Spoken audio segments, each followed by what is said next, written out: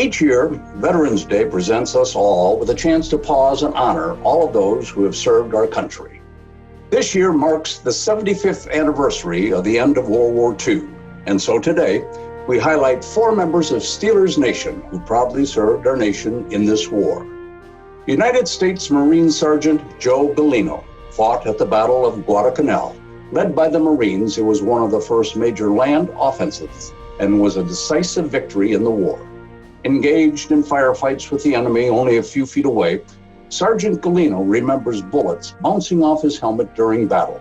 He is 98 years old and from Freeport, Pennsylvania.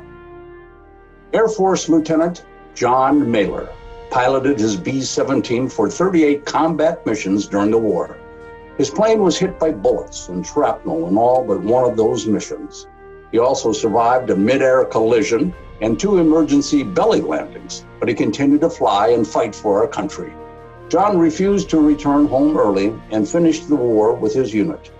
Tomorrow, Lieutenant Colonel Mailer will turn 102.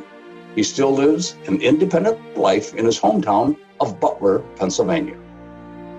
Army Infantry Staff Sergeant Elmer Glenn. Service began on Utah Beach just days after D-Day. He fought across France and was a part of the first unit to enter and liberate Paris. Staff Sergeant Glenn fought in the brutal non-stop fighting of the Hürtgen Forest until injuries required his evacuation to a hospital in England. He recovered and returned to his unit to finish the fight across Germany and witness the surrender of its troops. Elmer is 96 years old.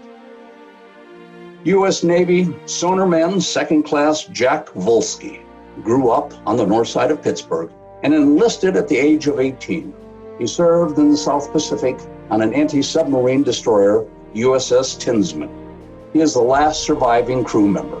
On several occasions while in the Leyte Gulf, Jack's convoy fought off attacks and shot down kamikaze planes and sunk Japanese boats filled with explosives. The Tinsman was awarded 2 battle stars. Tomorrow, Jack turns 95. He lives independently, volunteers, and still goes to the fitness center and pool several times a week.